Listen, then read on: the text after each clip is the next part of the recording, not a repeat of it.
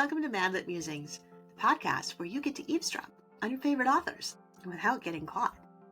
I've been stoked to have authors like Angela Hunt, Bill Myers, Nicole Deese, Tessa Afshar, comedian Bob Smiley, and more on the show, and this year I have another great lineup of storytellers and truth-sayers. If you love to eavesdrop at coffee shops like I do, this is the podcast for you. It's where we get real, we get tough, we laugh, and we might even cry. It's where we meet authors on a different level, where every story and podcast episode has its own heartbeat. So hang out with me today. I'm Jaime Wright, your host at Madlit Musings. This is your podcast for real chats with real authors about real life.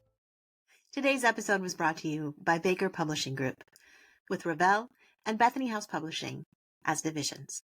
We're super excited to be sponsored by Baker Publishing Group and to bring you their fabulous authors and their fabulous lineup for 2025.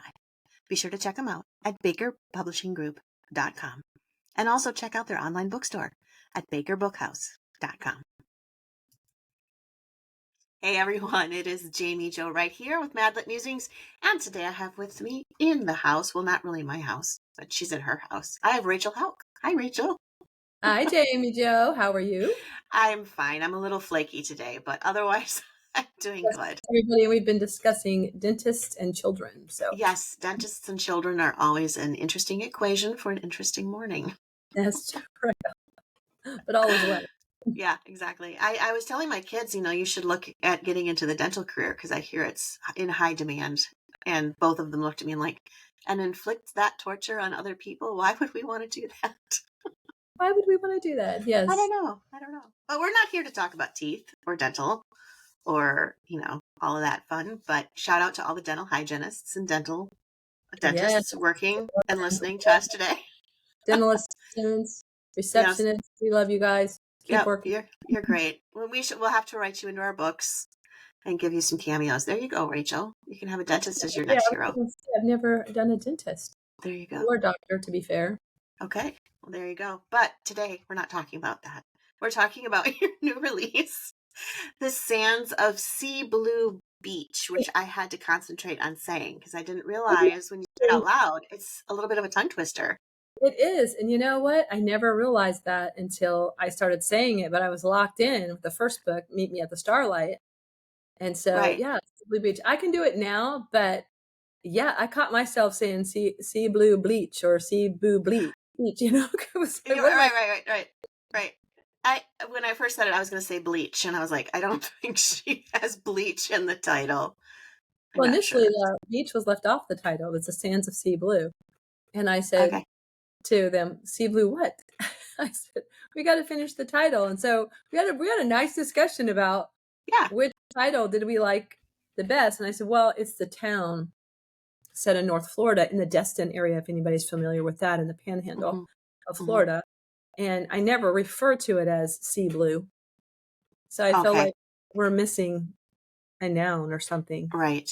Sands of Sea Blue, what? Well, the other nice thing is it's very clear where the story's set. Very clear, yeah. Which is also important because, you have someone like my daughter who goes to any book that has the word beach in the title.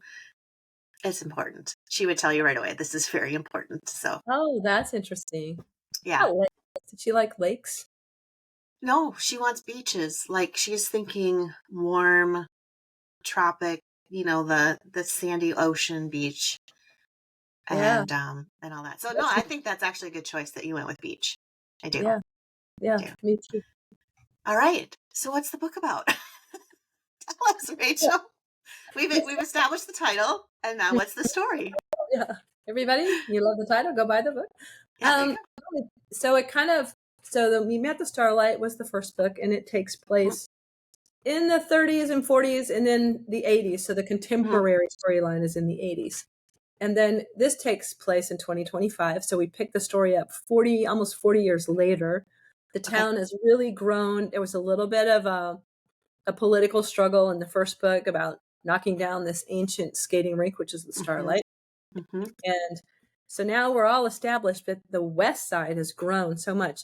And I lived in the North Florida area in the 80s. So I know how much that whole Panhandle, Destin, Niceville area grew in the 80s from Panama City on. And so I figured, well, yeah, 25 years later, this town is going to have really grown. So we ended up with the East End and the West End, the old side and the new side. And so the new side Mm-hmm. obviously looks like all the tourist attractions. It looks like all of the places that you want to go, the big houses that can hold, 30 people, the hotels, the restaurants, the chains, a lot of discount shopping centers along those beaches. But the old part is still like this quaint little old town that was founded in 1880s, and it hasn't really had a chance to update because all the money goes to the West End. And so in walks our character. Emery Quinn is her name, which really I think she should have been a detective, but she's That would be a great detective that would name. be You're not yeah, wrong. yeah. Yeah. Well, Emery Quinn walked in. Anyway, she walks in and she's taking over the dying Sea Blue Beach Gazette because who Oh. needs a newspaper anymore? But the family's trying to save it, and so she's going to come in as the editor. And then Caleb Ransom is his name. He grew up in the town and Mm-hmm. he just lived away and he wanted to come back. There were some things that brought him back to town. So he establishes his own architectural company in the old part of town. And of course, the papers in the old part of town. But there's bad memories in the town for both Emery, who was actually an Ohioan. She lived in Cleveland, Okay. but she spent one summer in Sea Blue Beach and she fell in love with Caleb and Caleb fell in love with her. They were 16. So we have a little Okay. bit of a teenage love story throughout the That's story. cool. I like And that. then, but really, both of their lives fell apart the summer of 2009 when they were 16. And neither one's really kind of feeling warm about Sea Blue Beach. But, through divine providence, they both end up back in the town. She's running the paper. He's trying to establish a business. And lo and behold, once again, we have a political struggle. The Okay. east end of the town needs to be updated. They're falling apart. But the west end of the town has all the power, all the money. Yeah. They want nothing to do with the East End, So the story takes off from there. But dealing with, I think you're probably fine in the back cover. I'm not revealing anything too tragic. That Emery's mom has died, and for Caleb, Okay. is dealing with just a rebel of a sister who's torn his family apart.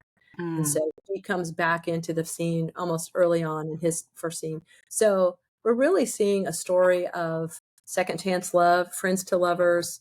We're seeing a Mm-hmm. story of restoring a town, and it's a story of forgiveness and Yeah. restoration. So also, how do you deal with grief, like deep, deep grief? And so that's part of Emery's story. And we Mm-hmm. just see how she comes through it and how love wins the day. Yeah. Wins the day. Well, that's great. That's a good summary. I like that. It's good. So go read the book, everyone. This is great. Well, I think that you will, I hope for people, it has a then and Yeah. now format. Mm-hmm. But I hope that people can distinguish between Emery and Caleb at 16 and Emery and Caleb at 32.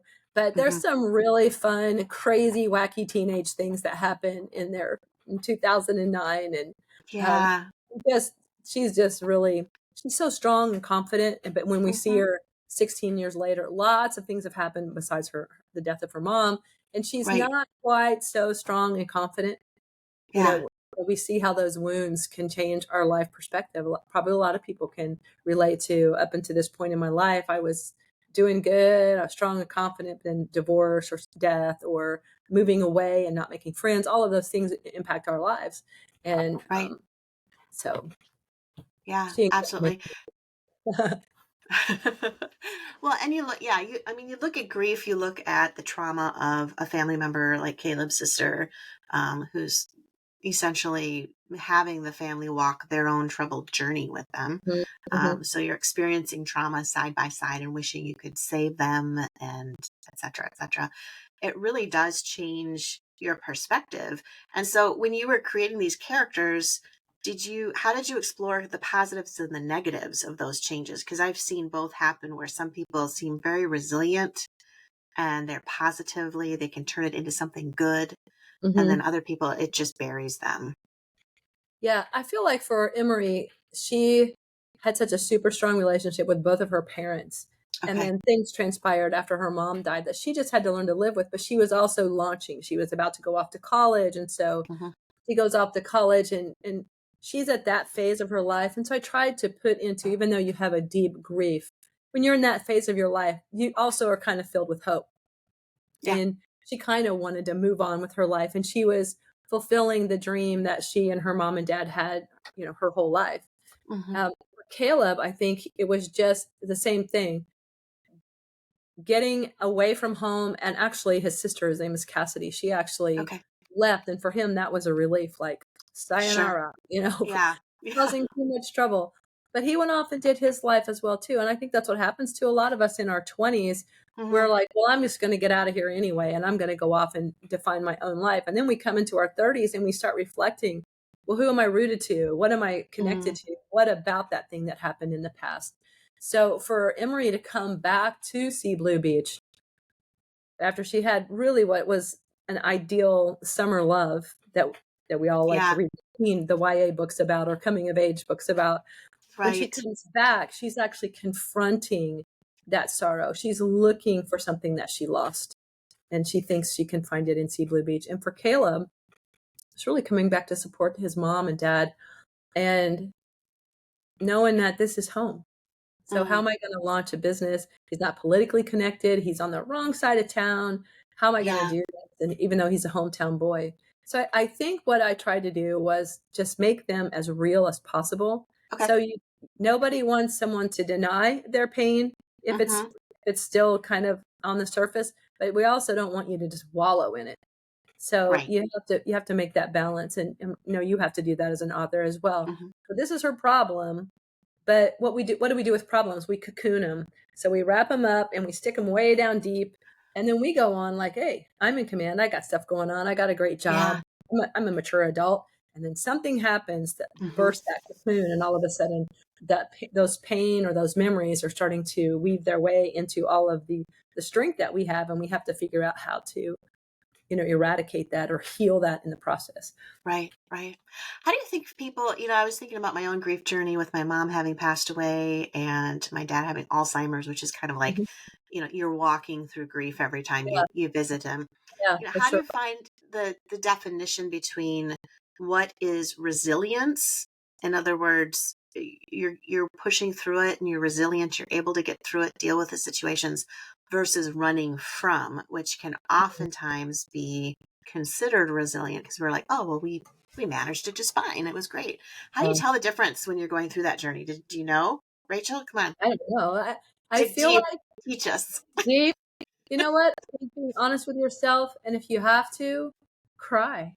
And I've recently been around people that we've had a couple of incidences in the family. More recently, even we had an incident. And I just said, you have to let yourself cry. There are times when you need to be strong. There are times when you need to take care of the details that are in front of you. You need to not avoid what's happened. You need to, so with your dad, you don't avoid what's happened with his memory and how this disease is, kind of taking over. But if you have to go home and cry, if you have to have that kind of angry conversation with God, you do that. And I feel like we try to, especially as believers, well, we're strong, we have the Holy Spirit, we'll be strong. And I don't think God minds wrestling with us. Jacob's a great example of that. We don't know the details of what he and Jacob wrestled over. Obviously it was purposeful and, the establishing of a people, but and it was obviously something very important, but but I feel like it just shows God's nature that he doesn't mind wrestling with us. And, even God says, come, let us reason together. And I think just being real, that's what I would think. So, always as authors, our struggle is, how do you make them likable? How do you make them like, I have empathy for this person. If you have sympathy, that you don't really care. Oh man, I'm so sorry. Be sympathetic, but it doesn't move me. But if I have empathy, I'm right there with you. And so I felt like I had to make Emery's story that she's empathetic, because in the opening, she's actually watching her sister get engaged to one of her really good friends from college. So we're curious, how did she even have a sister? Because she didn't have a sister when she was 16. What's going on here? Right. Okay. So how do I make her show that she's reserved in this setting? But I want to like her. I want to relate to her. I want to feel for her in this setting. Oh, wow. Making me just talking about it.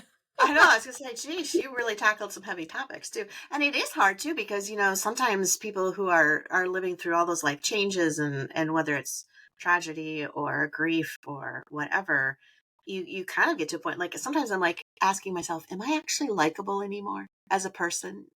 Like you become cynical or you have those one-liners that just kind of dig, and that's just how you view life, and you're like, oh, oops. Oh, I know. I like one of my favorite verses is that I'll set a guard over my mouth that I might not sin Mhm. against you.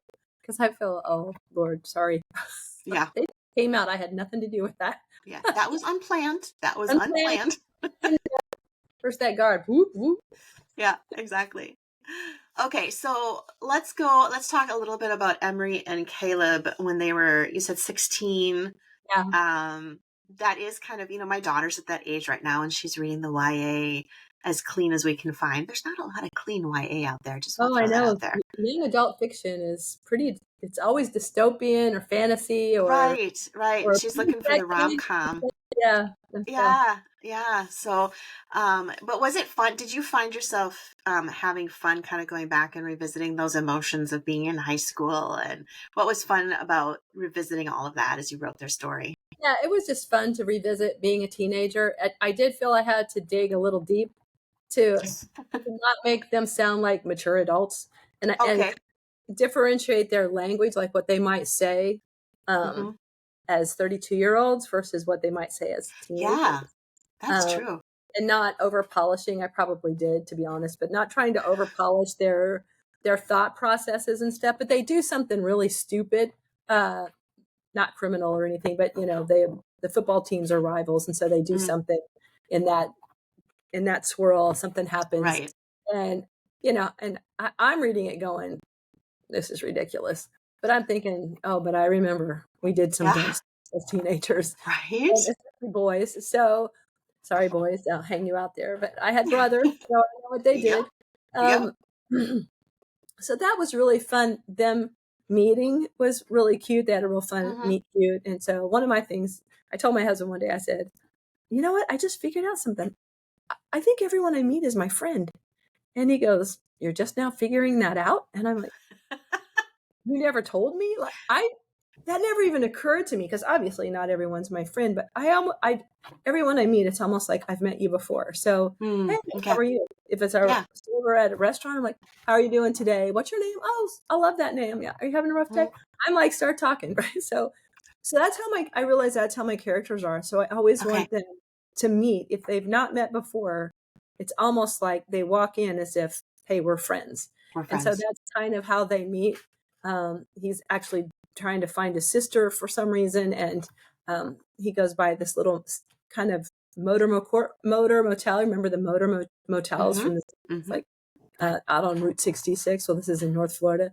She's out sitting outside by a fire at this motor motel, and so yeah, they just had some really fun times. It was fun to go a little bit back to some of the music. Now, I wasn't a lot into some of the teen music of 2009, but I did pull the Taylor Swift song for all you Swifties out there, Oh, and oh, there you go. a couple of oldies from the 70s, and so just kind Uh-huh. of exploring their relationship. It was fun to kind of make Caleb be that proper young man, calling her dad Mr. Quinn, and there's a little Oh, bit there's a funny routine kind of bit between the father and Caleb, okay.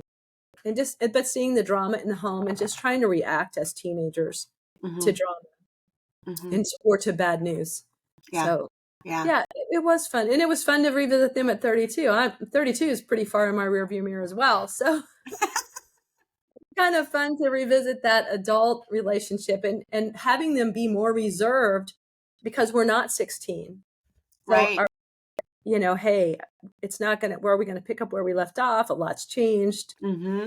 I haven't seen you or communicated with you in 16 years. I don't, how do we do that? So it's probably a slow burn romance between the two of them, but Hmm. really building that friendship between them. Go to a Beach Boys concert. So for those of you who like Oh the yeah. oldies, Oh yeah. we have a small interview with the Beach Boys. Oh, there you go. There you go. You Yeah, can't go wrong with the Beach Boys. I mean, the Beach Boys transcend generations, though. My son I loves think the they Beach do. That Boys. sound is so It's eternal. so unique. It's so, yeah, it's just true. It's true. I don't know if But it's eternal. but it's a good sound. I love the sound. I love that. Yeah, Yeah, well, yeah, it's just carefree. It's very it carefree, is. and I don't know. I like it. I always liked Beach Boys. Yep, same, No, same. that's good. Now you have, if I'm reading the back cover correctly, you also have a son of Caleb's sister, so his nephew. Yes, Bentley. Isn't Okay, that so weird? is there anything we can know about this kid? He's hilarious. He's 11 years old. Now you have a Okay, 13-year-old, so you can I do. imagine the come out of his mouth. He's Yep. 11. Sister's a mess. Cassidy's a mess. Mm-hmm. And, every once in a while in Christian fiction, I know I'm going to shock all you readers out there. I probably, but sometimes you just need a cuss word, Oh, and when Cassidy walks on, when she walks onto the page and she kind of surprises Caleb and she makes this request, will you take my son? Because I got a situation. So I don't want to say too much, but she wants him to yeah. take this. There's this word that I wanted him to say, but I just couldn't say it. But not that word, you guys, not the F-bomb word, but just like, Right, right, what are you doing to right. this kid? And so he kind of puts his foot down. He goes, okay, I'll take him, but I orchestrate his life. You're not going to Mm, come up in here in 2 weeks and tell me it didn't work out with the new guy, and you're going to take him off on some adventure. yeah.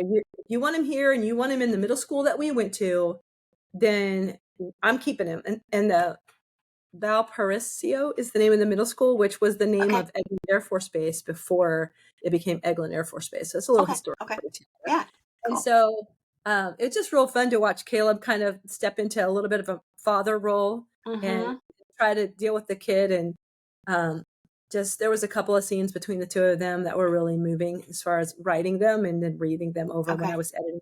But yeah, he's funny. He's 11 years old and he says what he wants to say.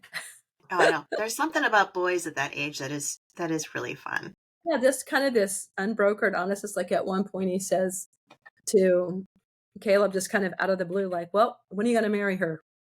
It's talking about Yep. like, Yep. Like, and then the funny line is he says, she's good looking. And he goes, good looking. I didn't know 11-year-old boy said good looking.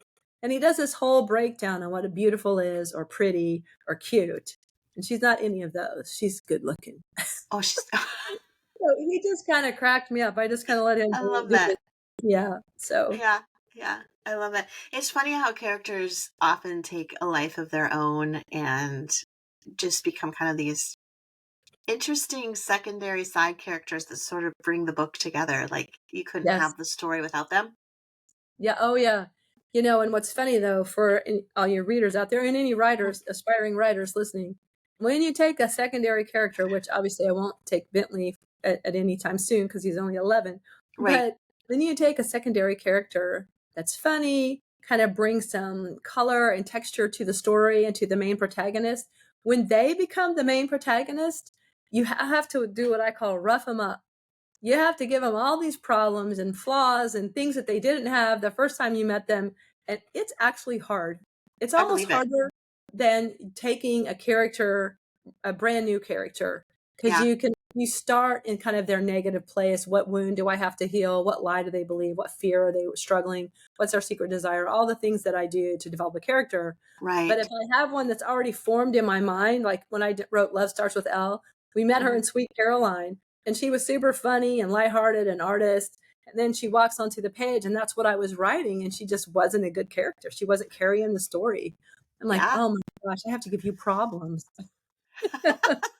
We have to make things hurt a little bit. I'm sorry. I'm sorry. That's why a lot of times people will say, oh, are you going to write, something after Fifth Avenue Story Society? Are you going to, are you going to write any more about these people? And I absolutely love that question. I love that you feel so invested in the characters Right. that you want to see a second round with them. Hmm. But my answer is always, do you realize I gave them all a little bit of happily ever after? And if I carry any of them into another story, something bad's going to have to happen. It's gonna hurt. It's going to hurt. You're not going to It's gonna like hurt. me for that. So, hey, Right. take them anywhere in your mind that you want to go. I suppose, you could take Jet and what's her first name? I forget. Jed and Lexa from Fifth Avenue Story Society, Mm-hmm. and I could, make them have trouble having a child or something, and Right. that's a strain on the marriage. But I Right. had them Right. all set, nice and happy, and I'm like, I'm leaving them here. We're going to leave them there. We're just going to leave them alone. So this is the second book, is it a part of a trilogy then, or a duet, or how's this work? Set them in the same location. So I didn't Okay. start it all and sell it for everybody. That's one of my Achilles heels as an author. I never think in terms of series. I always think Right. I just have this one book. I'm Okay. writing this book. Sometimes I do, obviously with the Royal Wedding series, I thought of it and a couple of other times, but I was just kind of like, what's on my heart? What are my ideas? And so that's what I played with. And I had developed the town. And once you develop a town, which is a lot of work, you want to keep using it. So I thought, well, I'm just going to write the sands of Sea Blue Beach. And the sands is the Motor Motel, by the way. Okay. Okay. So they're in the same town.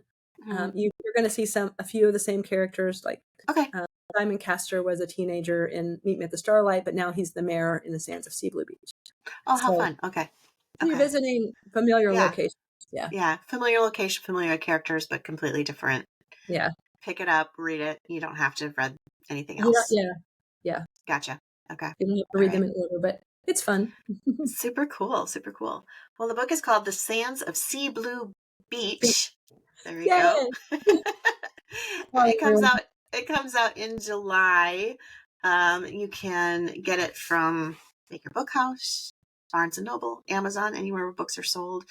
Is there anything else we should know about the book or about you that you think is important for readers to be aware of? No. I mean, we did a good job. We covered a lot of things. You guys follow me on social media. Yeah. I'm Rachel Hauck, RachelHauck, everywhere. It's Facebook, Instagram, X. I think I have a Pinterest account, but I hardly ever go there. There's just one too many sometimes. There is. I can keep the three of them going, but I can add a fourth and all the balls drop.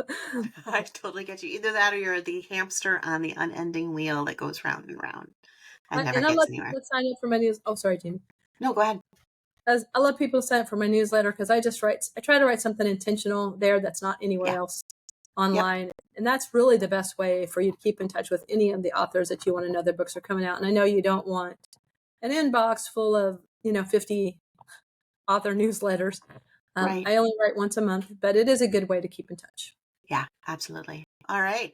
Well, rush out and get The Sands of Sea Blue Beach by Rachel Hauck. And I think you will not be disappointed from the sounds of it because it sounds really good. So, Rachel, thank you so much for being with us today. This has been so much fun. Thanks for having me, Jamie. See you all later. And that's a wrap for today here at Madlet Musings. I hope you join us again.